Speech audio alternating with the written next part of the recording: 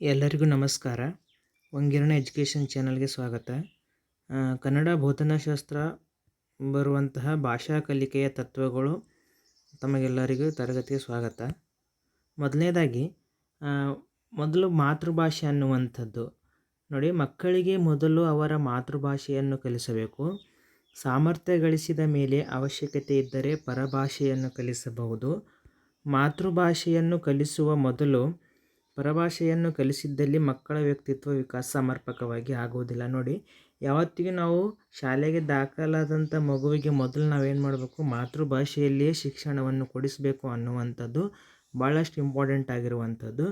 ಮುಂದುವರೆದು ನಾವೇನಾದರೂ ಬೇರೆ ಭಾಷೆಯನ್ನು ಮೊದಲಿಗೆ ಮಗುವಿಗೆ ಕಲಿಸಿದ್ದೇ ಆದರೆ ಕಲೀಲಿಕ್ಕೆ ಮಗುವಿಗೆ ನಿರಾಸಕ್ತಿ ಉಂಟಾಗುತ್ತೆ ಅನ್ನುವಂಥದ್ದು, ಅಥವಾ ಮಗು ಕಲಿಯದೆ ಹಿಂದುಳಿಲಿಕ್ಕೆ ಚಾನ್ಸಸ್ ಭಾಳಷ್ಟು ಇರುತ್ತೆ ಅನ್ನುವಂಥದ್ದು. ನೋಡಿ, ನೆಕ್ಸ್ಟು ಮಾತೃಭಾಷೆಯಲ್ಲಿ ಸಾಕಷ್ಟು ಸಾಮರ್ಥ್ಯವನ್ನು ಗಳಿಸಿದ ಮೇಲೆ ಬೇರೆ ಭಾಷೆಗಳನ್ನು ಮಗು ಯಶಸ್ವಿಯಾಗಿ ಕಲಿಯುತ್ತದೆ. ಮೊದಲು ನಾವು ಮಾತೃಭಾಷೆಗೆ ಹೆಚ್ಚು ಒತ್ತು ಕೊಟ್ಟು, ಯಾಕಂತಂದರೆ ಮಾತೃಭಾಷೆಯಲ್ಲಿ ಮಗು ಬೇಗ ಕಲಿಯೋದರಿಂದ ನಾವು ಆ ಭಾಷೆಯನ್ನು ಸಂಪೂರ್ಣವಾಗಿ ಕಲಿಸಿದ ನಂತರ ಬೇರೆ ಭಾಷೆಗಳನ್ನು ಕಲಿಸಬೇಕಾಗತ್ತೆ ಅನ್ನುವಂಥದ್ದು. ನೆಕ್ಸ್ಟ್ ಮುಂದುವರೆದು ಮೊದಲನೇದಾಗಿ ಭಾಷಾ ಕಲಿಕಾ ತತ್ವಗಳಲ್ಲಿ ನಾವು 3 ನಿಯಮಗಳು ಅಥವಾ 3 ತತ್ವಗಳನ್ನು ನೋಡ್ತೀವಿ. ಮೊದಲನೇದು ಯಾವುದು ಅಂತಂದರೆ ಸಿದ್ಧತಾ ನಿಯಮ ಅನ್ನುವಂಥದ್ದು. ಈ 3 ನಿಯಮಗಳನ್ನು ಹೇಳಿಕೊಟ್ಟವರು ಅಥವಾ ತಿಳಿಸಿಕೊಟ್ಟವರು ಯಾರು ಅಂತಂದರೆ ತಾರಣ್ಯಕ್ ಅವರು. ಪ್ರಶ್ನೆ ಆಗಿದೆ ನೋಡಿ, ಯಾವುದಂತಂದರೆ ಸಿದ್ಧತಾ ನಿಯಮ, ಈ ನಿಯಮಗಳನ್ನು ಕೊಟ್ಟಂಥ ಅವರು ಯಾರು ಅಂತೇಳಿ ಪ್ರಶ್ನೆ ಆಗಿದೆ. ಸಿದ್ಧತಾ ನಿಯಮ, ಅನುಕರಣ ನಿಯಮ, ಅಭ್ಯಾಸ ನಿಯಮ, 3 ನಿಯಮಗಳನ್ನು ಕೊಟ್ಟಂಥ ಮನೋವಿಜ್ಞಾನಿ ಯಾರು ಅಂತೇಳಿ ಪ್ರಶ್ನೆ ಆಗಿದೆ. ಯಾರು ಅಂತಂದರೆ ತಾರಣ್ಯಕ್ ಅವರು ಏನು ಮಾಡ್ತಾರೆ, ಈ ನಿಯಮಗಳನ್ನು ಕೊಟ್ಟಂಥ ಸಿದ್ಧತಾ ನಿಯಮ. ನಾವು ತರಗತಿಯಲ್ಲಿ ಮಗುವಿಗೆ ಭಾಷೆಯನ್ನು ಕಲಿಸುವಂಥ ಸಂದರ್ಭದಲ್ಲಿ ಆ ಮಗುವನ್ನು ಸಿದ್ಧತೆಗೆ ಮಾಡಬೇಕು ಅನ್ನುವಂಥದ್ದು ಈ ಒಂದು ಸಿದ್ಧತಾ ನಿಯಮ ತಿಳಿಸಿಕೊಡುತ್ತೆ. ನೋಡಿ, ಎಲ್ ತಾರಣ್ಯಕ್ ಪ್ರಕಾರ ಮಕ್ಕಳಲ್ಲಿ ಮಾನಸಿಕ ಸಿದ್ಧತೆ ಇದ್ದಾಗ ಭಾಷೆ ಕಲಿಕೆ ಸುಸೂತ್ರವಾಗಿ ನಡೆಯುತ್ತದೆ. ಮಗುವಿಗೆ ನಾವು ಮೊದಲೇನು ಮಾಡಬೇಕು, ತರಗತಿಗೆ ಬಂದಾಗ ಮಾನಸಿಕವಾಗಿ ಆ ಮಗುವಿಗೆ ನಾವೇನು ಮಾಡಬೇಕು, ಸಿದ್ಧತೆಯನ್ನು ಮಾಡಬೇಕಾಗುತ್ತೆ ಅನ್ನುವಂಥದ್ದು. ನೆಕ್ಸ್ಟ್ ಮುಂದುವರೆದು ವಿವಿಧ ವಯೋಮಾನದ ಮಕ್ಕಳು ವಿವಿಧ ಮಟ್ಟದಲ್ಲಿ ಭಾಷಾ ಕೌಶಲ್ಯಗಳನ್ನು ಕಲಿಯಲು ಮಾನಸಿಕ, ದೈಹಿಕ ಮತ್ತು ಧ್ವನ್ಯಾಂಗಗಳ ಸಿದ್ಧತೆ ಇರಬೇಕು. ಎರಡನೇದಾಗಿ ಆ ಮಗು ವಿವಿಧ ಕೌಶಲ್ಯಗಳನ್ನು ಕಲಿಬೇಕಾಗಿತ್ತಪ್ಪ ಅಂದರೆ ಆಲಿಸುವಿಕೆ ಆಗಿರ್ಬೋದು, ಮಾತುಗಾರಿಕೆ ಆಗಿರ್ಬೋದು, ಓದುಗಾರಿಕೆ ಆಗಿರ್ಬೋದು, ಅಥವಾ ಬರವಣಿಗೆ ಮುಂದಾದ ಭಾಷಾ ಕೌಶಲ್ಯವನ್ನು ಕಲೀಲಿಕ್ಕೆ ಮಗು ಮಾನಸಿಕವಾಗಿ ಮತ್ತು ದೈಹಿಕವಾಗಿ ಹಾಗೂ ಧ್ವನ್ಯಾಂಗಗಳ ಸಿದ್ಧತೆ ಮಗುವಿಗೆ ಇರಬೇಕಾಗತ್ತೆ ಅಂತೇಳಿ ಸಿದ್ಧತಾ ನಿಯಮ ಹೇಳಿಕೊಡುತ್ತೆ. ನೆಕ್ಸ್ಟ್ ಮುಂದುವರೆದು ಆಲಿಸುವಿಕೆ, ಮಾತು, ಓದು ಹಾಗೂ ಬರಹ ಇತ್ಯಾದಿ ಭಾಷಾ ಕೌಶಲ್ಯಗಳನ್ನು ಕಲಿಸುವಾಗ ಪ್ರಾರಂಭದಲ್ಲಿ ಮಕ್ಕಳಲ್ಲಿ ಆಸಕ್ತಿ ಮೂಡಿಸುವ ಮೂಲಕ ಭಾಷಾ ಕಲಿಕೆಗೆ ಸ್ವಯಂ ಇಚ್ಛೆಯಿಂದ ಸಿದ್ಧರಾಗುವಂತೆ ಮಾಡಬೇಕು. ನೋಡಿ, ಇದು ಇಂಪಾರ್ಟೆಂಟ್ ಆಗಿರುವಂಥ ಒಂದು ಸೆಂಟೆನ್ಸ್. ಇದರಲ್ಲೇ ಪ್ರಶ್ನೆ ಆಗುವಂತಹ ಚಾನ್ಸಸ್ ಇರುತ್ತೆ. ಯಾವ ರೀತಿ ಅಂದರೆ ಆಲಿಸುವಿಕೆ, ಮಾತು, ಓದು ಹಾಗೂ ಬರಹ ಇತ್ಯಾದಿ ಭಾಷಾ ಕೌಶಲ್ಯಗಳನ್ನು ಕಲಿಸುವಾಗ ಪ್ರಾರಂಭದಲ್ಲಿ ಮಕ್ಕಳಲ್ಲಿ ಆಸಕ್ತಿ ಮೂಡಿಸುವ ಮೂಲಕ ಭಾಷಾ ಕಲಿಕೆಗೆ ಸ್ವಯಂ ಇಚ್ಛೆಯಿಂದ ಸಿದ್ಧರಾಗುವಂತೆ ಮಾಡುವ ನಿಯಮ ಯಾವುದು, ಭಾಷಾ ಸಿದ್ಧಾಂತದ ನಿಯಮ ಯಾವುದು ಅಂತ ಕೇಳಿದಾಗ ಅದು ಸಿದ್ಧತಾ ನಿಯಮ ಆಗುತ್ತೆ. ನೋಡಿ, ಮಗುವಿಗೆ ನಾವು ಈ ಭಾಷಾ ಕೌಶಲ್ಯವನ್ನು ಕಲಿಸುವಾಗ ಮಗುವಿಗೆ ಆಸಕ್ತಿ ಮೂಡಿಸ್ಬೇಕು. ಆಸಕ್ತಿ ಮೂಡಿಸಿದಾಗಲೇ ಮಗು ಏನಾಗುತ್ತೆ, ಕಲೀಲಿಕ್ಕೆ ಸಿದ್ಧತೆಗೊಳ್ಳುತ್ತೆ, ಅಣಿಯಾಗುತ್ತೆ ಅನ್ನುವಂಥದ್ದು.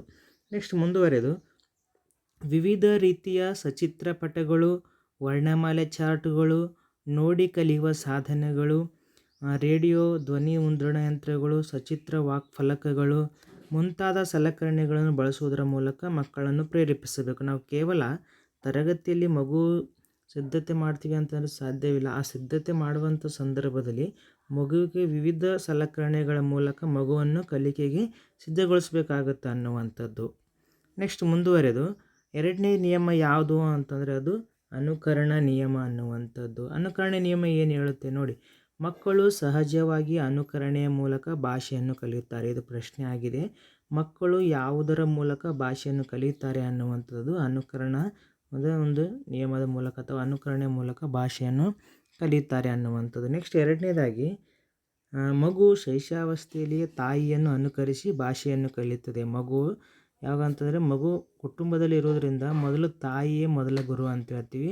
ಆ ತಾಯಿಯೇ ಮೊದಲ ಗುರು ಆಗಿರೋದ್ರಿಂದ ತಾಯಿ ಮೂಲಕ ಮಗು ಭಾಷೆಯನ್ನು ಕಲೀಲಿಕ್ಕೆ ಶುರು ಮಾಡುತ್ತೆ, ಅನುಕರಣೆ ಮೂಲಕ ಅನ್ನುವಂಥದ್ದು. ನೆಕ್ಸ್ಟ್ ಮುಂದುವರೆದು ಮೂರನೇದಾಗಿ ಮಾತೃಭಾಷೆಯಲ್ಲಿ ಧ್ವನಿಗಳನ್ನು ಉಚ್ಚರಿಸುವುದು ಮಾತನಾಡುವುದು, ಓದುವುದು ಹಾಗೂ ಬರೆಯುವ ಕೌಶಲ್ಯಗಳನ್ನು ಪ್ರಾರಂಭದಲ್ಲಿ ಮಕ್ಕಳು ಅನುಕರಣೆ ಮೂಲಕ ಕಲಿಯುತ್ತಾರೆ.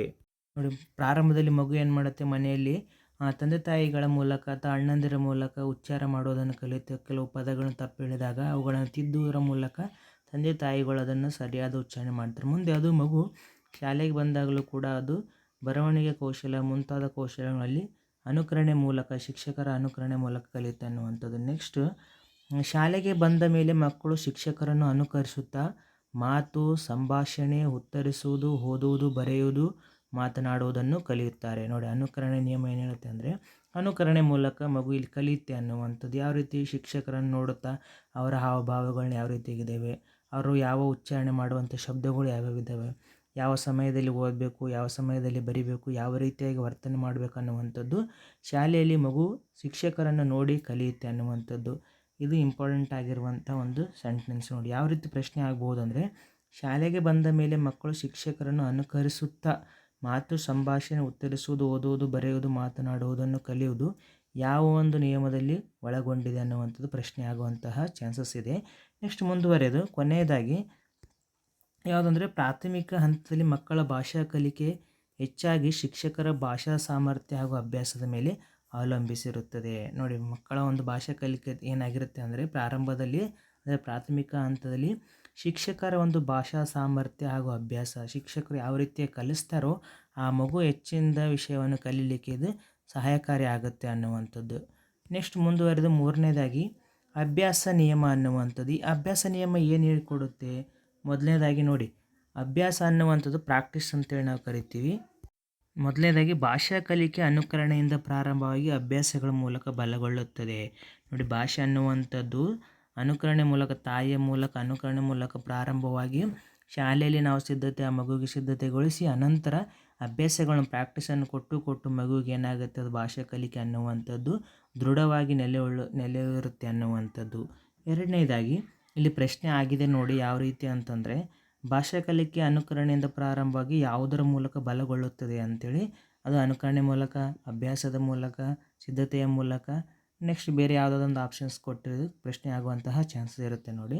ನೆಕ್ಸ್ಟ್ ಮುಂದುವರೆದು ಆಲಿಸುವಿಕೆ, ಮಾತು, ಓದು, ಬರಹ ಕೌಶಲ್ಯಗಳು ಅಭ್ಯಾಸದಿಂದಲೇ ಸಿದ್ಧಗೊಳ್ಳಬೇಕು. ನೋಡಿರಿ, 4 ಭಾಷಾ ಕೌಶಲ್ಯಗಳಾಗಿರುವಂತಹ ಆಲಿಸುವಿಕೆ, ಮಾತು, ಓದು, ಬರಹ ಇದನ್ನು ನಾವು ಶಾರ್ಟ್ಕಟ್ಟಾಗಿ ಆ, ಮ, ಓ, ಬ ಅಂತೇಳಿ ನಾವು ನೆನ್ಪಿಟ್ಕೊಳ್ಬೇಕಾಗತ್ತೆ ನೋಡಿರಿ. ಆಲಿಸುವಿಕೆ, ಮಾತನಾಡುವಿಕೆ, ಓದುಗಾರಿಕೆ, ಬರಹ ಅನ್ನುವಂಥದ್ದು ಈ 4 ಅಭ್ಯಾಸದಿಂದಲೇ ಸಿದ್ಧಗೊಳ್ಳಬೇಕು. ಆವಾಗ ಮಾತ್ರ ಅದು ದೃಢವಾಗಿ ಮಗುವಿನಲ್ಲಿ ಕೊನೆಯವರೆಗೂ ಶಾಶ್ವತವಾಗಿ ನೆಲೆಯೂರುತ್ತೆ ಅನ್ನುವಂಥದ್ದು. ನೆಕ್ಸ್ಟ್ ಮುಂದುವರೆದು ಭಾಷಾ ಕಲಿಕೆ ಬೌದ್ಧಿಕ ಕ್ರಿಯೆಯಲ್ಲ, ಕೌಶಲವೂ ಹೌದು. ಆದ್ದರಿಂದ ಭಾಷಾ ಕೌಶಲ್ಯಗಳನ್ನು ಸೂಕ್ತ ಅಭ್ಯಾಸಗಳು, ಚಟುವಟಿಕೆಗಳು, ಕ್ರೀಡೆಗಳ ಮೂಲಕ ಬೆಳೆಸಬೇಕು. ಕೇವಲ ನಾವು ಬೌದ್ಧಿಕವಾಗಿ ಮಗುವಿಗೆ ತುಂಬದೆ ಅವುಗಳನ್ನು ಸೂಕ್ತವಾಗಿ ಅಭ್ಯಾಸಗಳ ಮೂಲಕ, ಕೆಲವು ಚಟುವಟಿಕೆಗಳ ಮೂಲಕ ಮತ್ತು ಆಟಗಳ ಮೂಲಕವೂ ಕೂಡ ನಾವೇನು ಮಾಡಬೇಕು, ಯೋಜನಾ ಪದ್ಧತಿಯ ಮೂಲಕವೂ ಕೂಡ ಮಗುವಿಗೆ ಅಭ್ಯಾಸದ ಮೂಲಕ ಅವುಗಳನ್ನು ದೃಢವಾಗಿ ನೆಲೆಯೂರುವಂತೆ ನಾವು ಶಿಕ್ಷಕರು ಮಾಡಬೇಕಾಗುತ್ತೆ ಅನ್ನುವಂಥದ್ದು.